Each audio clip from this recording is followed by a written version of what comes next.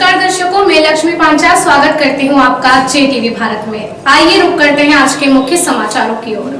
हम सौभाग्यशाली हैं जो हम 51 बेटियों का कन्यादान कर रहे हैं, प्रभारी मंत्री श्री पटेल ने कहा। प्रभारी मंत्री खरगोन कपास मंडी में आयोजित हुए कन्या सामूहिक विवाह में आशीर्वाद देने पहुंचे।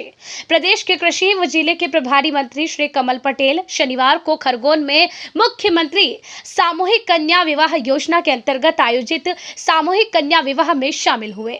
इस दौरान उन्होंने संबोधित करते हुए कहा कि हम बहुत ही सौभाग्यशाली हैं जो हम एक नहीं बल्कि 51 कन्याओं का कन्यादान कर रहे हैं।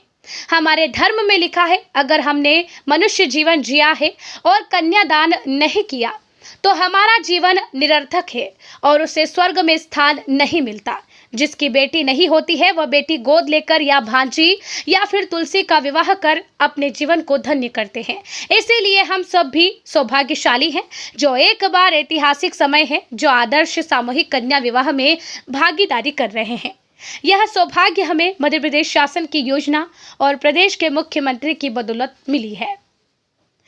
नवविवाहितों की झोलियां खुशियों से भर दे। प्रभारी मंत्री श्री पटेल ने नवविवाहितों को आशीर्वाद देते हुए कहा कि मां नर्मदा और ईश्वर आपके परिवारों को समृद्धशाली और आपके झोली खुशियों से भर दे। प्रभारी मंत्री श्री पटेल ने अपने संबोधन में कहा कि बेटी को अभिशाप नहीं बल्कि वरदान समझें।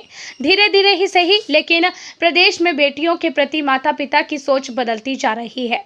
इसमें मध्य प्रदेश शासन की योजनाओं का बड़ा ही योगदान है, चाहे वो सामूहिक कन्या विवाह योजना हो या लाडली लक्ष्मी योजना हो। कहीं ना कहीं अभिभावकों के लिए यह योजनाएं लाभ पहुंचा रही हैं।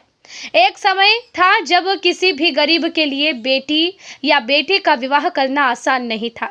कोई भी बैंक ऋण नहीं देता था, इसीलिए पिता मजबूरन साहूकार से ब्याज पर ऋण लेकर विवाह करता था।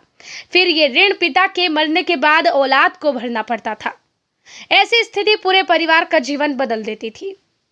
संवाददाता रविंद्र खांडेकर की रिपोर्ट। भारतीय संस्कृति में कहा गया कि एक कन्या का विवाह करने से व्यक्ति का जीवन सार्थक भी होता है और ये लोग और परलोक सुधरता, स्वर्ग में स्थान मिलता है। जिसकी बेटी नहीं होती है वो ब्राह्मण गरीब की बेटी का कन्या विवाह कराता है, भांजी का विवाह कराता है या फिर तुलसी विवाह कराता है, तब जाकर उसका जीवन सार्थक होता है। हम कितने सौभाग्यशाली हैं कि हम कितनी कन्याओं का विवाह कर रहे हैं, कन्यादान कर रहे हैं। मैं अपने आप को बहुत सौभाग्यशाली समझता हूँ कि आज मैंने 51 कन्याओं का विवाह हो रहा है। सभी 51 कन्याओं के पैर छूकर उनके पूजा करके, उनको प्रणाम करके, उनका आशीर्वाद लिया, उनको कन्यादान किया।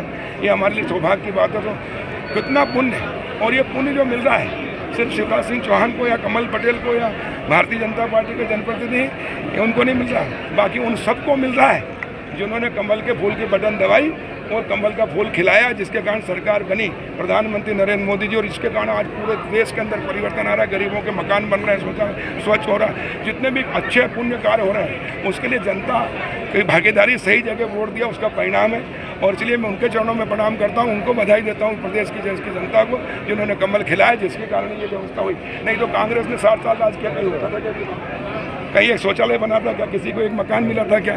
कहीं एक घर के पीने के पानी की व्यवस्था थी क्या? बिजली की व्यवस्था थी क्या? सड़क कुछ नहीं था। और जो कुछ हो रहा है ये 8 साल में भाजपा की सरकार, इसलिए लोकतंत्र में सबसे बड़ी शक्ति जनता अगर जागरूक है, सही जगह अपने वोट का उपयोग करती है तो ऐसे परिवर्तन आते हैं। और देखिए, मुख्यमंत्री कन्या विवाह से गरीब माता पिता की चिंता खत्म हो गई। पहले बेटी अभिशाप थी, अब वरदान बन गई।